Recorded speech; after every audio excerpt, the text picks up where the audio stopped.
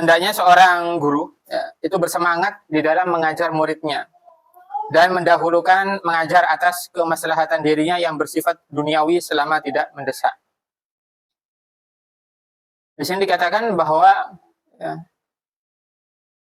seorang guru, ya, seorang pengajar, seorang pendidik, ya, seharusnya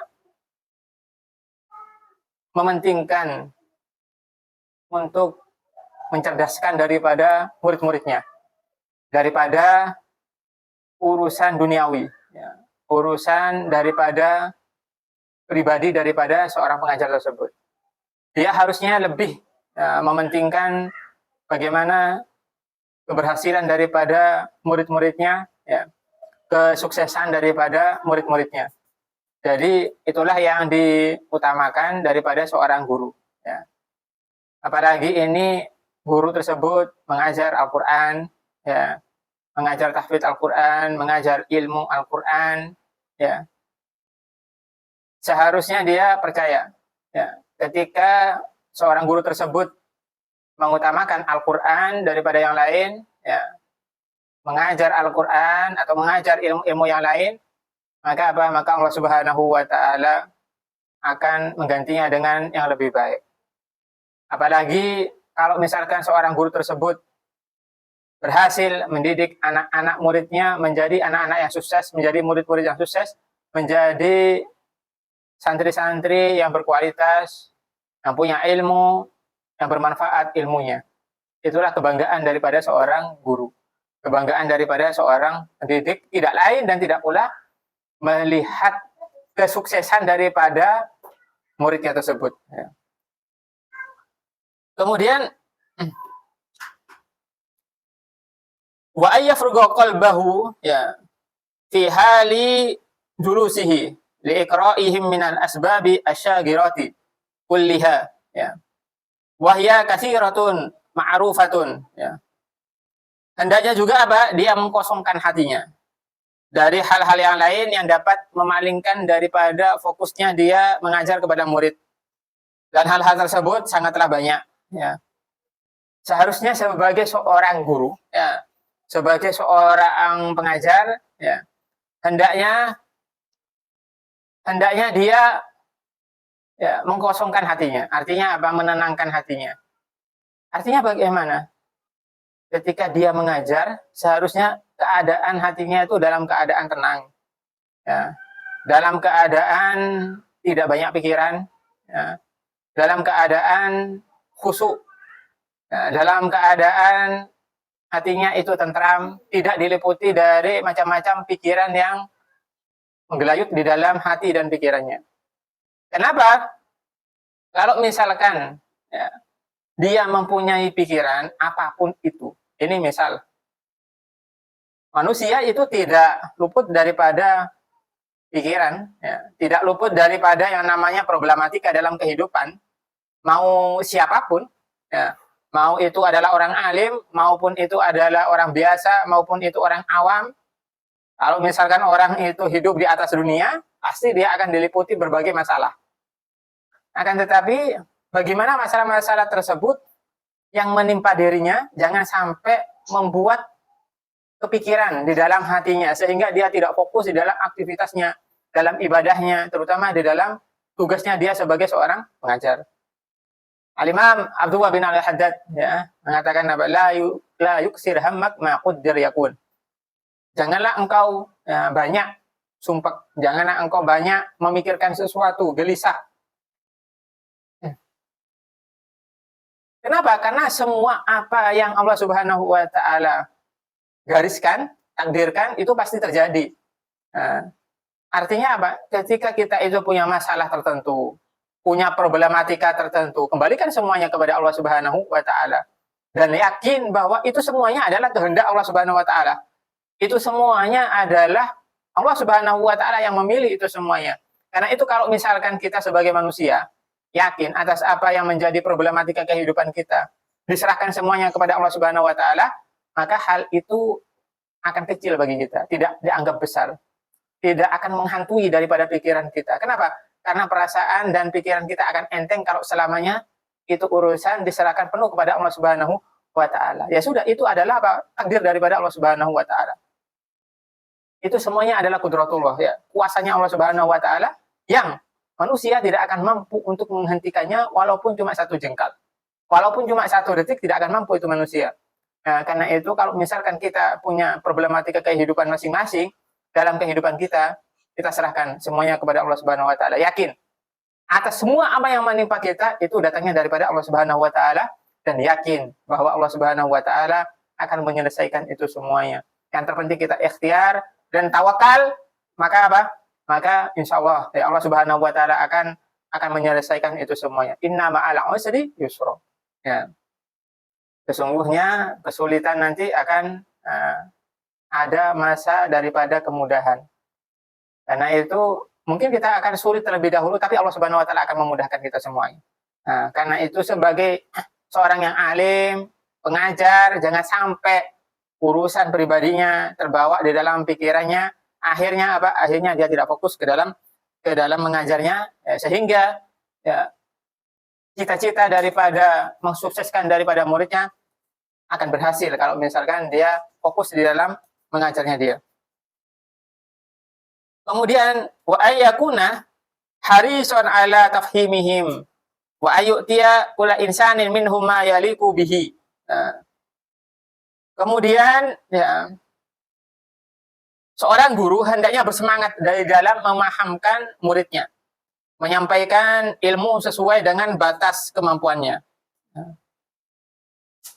Jadi seorang guru itu hendaknya punya target bagaimana memahamkan itu murid sesuai dengan kemampuan daripada si murid.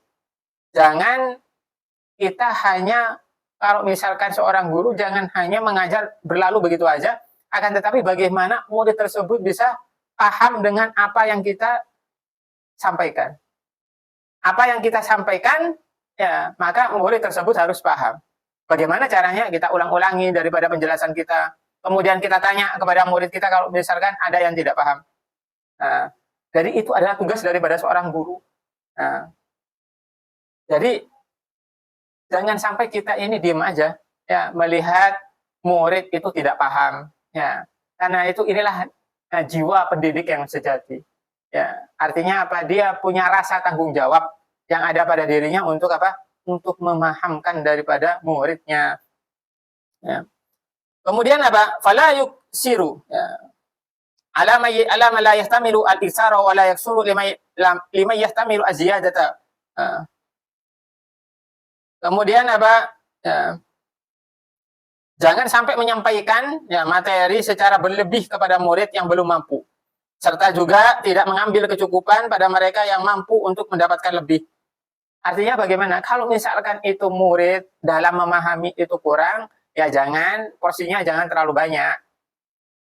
Begitu juga kalau misalkan ada murid itu, kelebihannya itu di kecerdasan mereka, ya dilebihkan yang banyak. Jadi sesuai dengan porsi masing-masing. Ya, sesuai dengan porsi masing-masing. Ya, begitu juga Allah Subhanahu wa taala itu juga apa? Di dalam masalah ibadah pun, ya Allah Subhanahu wa taala tidak memaksakan hamba itu untuk beribadah sebanyak mungkin, tidak, ya, sesuai dengan kemampuan daripada masing-masing. Bagaimana? Ya Allah Subhanahu wa taala berfirman itu dalam surah Al-Baqarah, la yukallifullahu nafsan illa wus'aha. Allah Subhanahu wa taala tidak memaksa ya suatu jiwa kecuali atas apa yang diusahakannya, atas apa yang dimampukannya. Artinya apa? Sesuai dengan kemampuannya, ya. Kalau misalkan hamba tersebut bisanya cuma sholat 5 waktu, ya sudah sholat 5 waktu aja. Ya, kalau misalkan sekiranya sholat sunnah bagi dirinya itu berat, ya sudah nggak apa-apa. Yang penting hal-hal yang wajib yang didahulukan itu perintah daripada Allah Subhanahu wa taala bagi ini khusus bagi orang-orang awam. Ya. Tapi kalau misalkan orang-orang yang berpendidikan, santri, seorang ulama, maka ya harus lebih ibadahnya daripada yang lain. Ya, kenapa? Ya, karena mereka lebih mengetahui ilmu agama daripada yang lain. Nah, itu. Ya. Akan tetapi, ya, kalau misalkan ya tidak mampu, ya nggak apa-apa. Allah Subhanahu Wa Taala tidak maksa. Ya, jadi itulah juga konsep yang bisa diterapkan ya kepada seorang guru kepada murid-muridnya. Ya. Kemudian Begitu juga apa? Wa ya'khuduhum bi'i'adati mahfudhatihim. Ya. Kemudian wa yusni 'ala man dhaharat. Ya.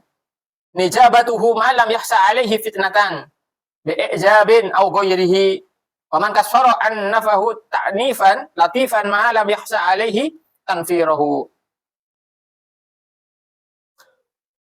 Kemudian seorang guru juga apa? Mengulang-ulang, disuruh untuk mengulang-ulang hafalan murid-muridnya. Memuji murid yang pintar selama tidak dikhawatirkan timbulnya sifat ujub, ya. Atau menegur secara lemah lembut pada mereka yang masih kurang selama tidak dikhawatirkan patah semangat. Jadi artinya apa? Disuruh mengulang-ulang hafalannya, pelajarannya, ya. Ya, disuruh belajarnya yang sering, hafalannya yang sering kepada muridnya, ya. Jadi dijaga itu pelajaran daripada muridnya. Dikontrol itu pelajaran daripada muridnya. Begitu juga apa? Kalau misalkan ada seorang murid yang pintar dipuji nggak apa-apa, asalkan ya pujian tersebut tidak menimbulkan ujub kepada dirinya, tidak menimbulkan bangga diri kepada dirinya. Begitu juga kalau misalkan ada murid itu tidak semangat atau malas di dalam belajarnya, ya kita tegur juga ya, daripada seorang guru. Ya, jadi inilah ya sifat daripada pendidik yang sejati. Sifat daripada pendidik sejati. Ini juga dilakukan oleh Rasulullah SAW. Ya. Bagaimana Rasulullah SAW ya, banyak memuji daripada para sahabat-sahabatnya yang mulia yang mereka gemar beribadah, gemar bersedekah, gemar berbuat baik. Seperti pujian Nabi ya, kepada Sayyidina Abu Bakar As-Siddiq, ya, kepada Sayyidina Umar bin Khattab, ya, kepada Sayyidina Utsman bin Affan, kepada Sayyidina Ali bin Abi Thalib, para sahabat-sahabat yang mulia. Mereka banyak dipuji oleh Nabi Muhammad SAW. Ya, kenapa? Karena atas prestasi ibadah mereka. Ya, tapi juga Nabi juga menegur mereka para sahabat yang tidak sesuai dengan apa daripada tuntunan daripada Nabi Muhammad SAW. Begitu juga dengan kita di dalam kehidupan ini. Kalau misalkan ada daripada keluarga kita, anak kita, saudara kita, ataupun daripada keluarga besar kita, kalau misalkan mereka rajin ibadah, rajin mengaji, ya, ngaji Al-Quran, rajin belajar yang lain, kita puji. Ya, selama tidak menimbulkan ujub daripada mereka. Dan sebaliknya kalau misalkan di antara mereka itu malas-malasan di dalam ibadah, malas-malasan di dalam belajar, ya kita tegur untuk memberikan nasihat. Ya. Ad-dinu an-nasihah. Ya, agama itu nasihat. Ya, jadi kita memberikan nasihat untuk apa? Untuk kebaikan agar apa? Agar memompa semangatnya dengan lebih baik. Tapi nasihatnya itu harus dengan lembut, ya. Harus dengan lembut. Jangan sampai nasihat itu dengan kasar sehingga mematahkan semangat mereka. Apalagi sambil apa? Apalagi sambil mencaci mereka. Ini yang tidak diperbolehkan. Nah, itu ya. Kemudian apa? Wala yahsudu ahadan minhu. Ya. Li bara'ati tadharu minhu wa la yastaksiru fihi man an'ama Allahu bihi alaihi. Fa innal hasada lil ajanibi haramun. Sadidu tahrimi. Fa kaifa lil muta'allimi alladhi huwa bimanzilatil waladi wa ya'udu bil fadilati ila muallimihi fil akhirah atsawabu al-jazilu wa fid dunya as-sana'u al-jamil. Hendaknya seorang guru itu tidak iri atas kepandaian daripada apa? Daripada muridnya, ya. Serta tidak menganggap dirinya istimewa, ya. Sebab nikmat yang telah diberikan Allah Subhanahu wa taala kepadanya. Ya. Karena sesungguhnya rasa iri pada orang lain benar-benar haram hukumnya. Ya. Apalagi terlebih kepada muridnya yang tak ubahnya mereka itu seperti anaknya sendiri. Yang kelak nanti di akhirat keutamaan dari pahalanya yang besar akan kembali kepada gurunya. Sedangkan di dunia dia akan mendapatkan pujian yang baik. Artinya kalau misalkan ada muridnya itu yang pintar, jangan sampai guru tersebut iri, merasa tersaingi. Ya jangan. Bahkan itu adalah prestasi terbesar daripada gurunya bisa mencerdaskan daripada muridnya.